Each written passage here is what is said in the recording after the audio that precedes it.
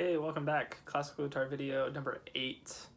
In our last video, we talked about finally reading some music and playing some music using notes on the first position on the first two strings.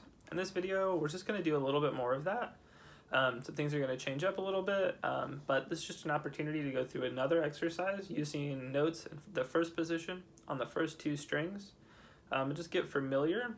If you're sort of bored of the first exercise, it's a great opportunity to have another exercise to spend some time on.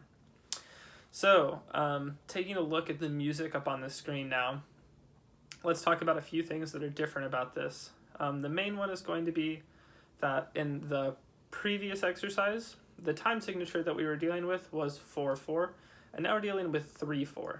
I'm not going to go into huge depth what those things mean. I think that maybe is better discussed in a different setting. But the main thing that you need to know is that previously we had 4 quarter notes for every measure, and now we're down to 3 quarter notes for every measure. And so that's going to be our main difference. So instead of counting to 4 for every measure, we're going to count to 3 for every measure. The quarter note is still getting the beat like we were discussing in the previous video, and half notes still get 2 beats. So really quickly, let me play through this exercise, and then I'll sort of break down exactly how I would practice each part of it and go through that really slowly as well.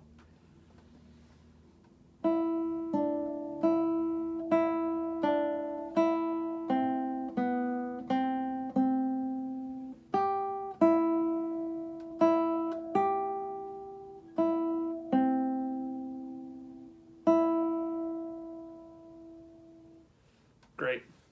Now, in the previous video, we talked a lot about taking the left hand alone, taking the right hand alone. It's going to be our same approach here in this exercise.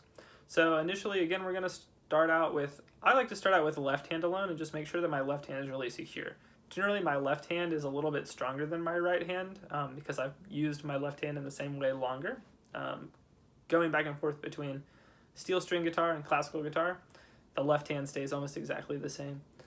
So here we're going to be doing, starting with the open E, and so we won't need to do anything with our left hand, but I do like to go ahead and get set up for that second note, which is D on the second string, 3rd fret. So I already have that kind of queued up. Since I'm not doing anything with my right hand, I sort of like lift and push to distinguish in my mind. But I would just go through and I would name each note really slowly, like this: E, D, E, E, D, E, C, B, C, C, G, E, E, G, E, C, E. So that's how I would practice the left hand. If anything in particular was giving you problems or you were tripped up on, I would just take that and get it really smooth and then sort of put that back in the context and then do the whole exercise again. For example, let's assume that the 4th measure, the C to the G, is giving you some trouble. So I would take that apart and I would just sort of do the C and the G back and forth. By the way that I would play that with my left hand is keep my index finger on that C and let my 3rd finger just sort of go up to that G and have those in the same spot, but be really confident switching back and forth between those. And then I would play the previous bar, that bar, and the subsequent bar. So measures 3, measure 4, and measure 5 really slowly all together so that I could recontextualize that bar I'm having trouble with.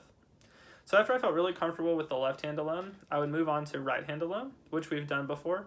And again, I've annotated this exercise. So the best thing to do is just check out the M's and I's below the music. And that's going to give you a great starting point as to what you need to do with your right hand. So you want to get comfortable with that though. So let me play through just the right hand alone really quickly. M, I, M, I, M, I, M, I, M, I, M, I, M, I, M, I, M. And that's how I would do the right hand alone. and then I would put those together. I think the final thing that we need to talk about is the one rhythm thing that maybe you haven't seen before. It's in those last two measures of this exercise. They're really, really simple though. They are the dotted half note. So the easiest way to explain it in this context is the half note we know gets 2 beats, quarter note's getting 1, half note's getting 2. The dotted half note gets 3 beats. So because there's only one note in each of those measures, each measure has 3 beats in it, the dotted half note gets 3 beats, and that's the easiest way. So again, left hand alone, right hand alone practice. Definitely say the note names out loud, say your fingering numbers out loud, left and right hand, and practice all this stuff with a metronome as slowly as you need to feel really secure and to not make too many mistakes. If you're making some mistakes at some tempo, take it a little bit slower. This is something that I employ in my practice all the time. It's great. Good luck.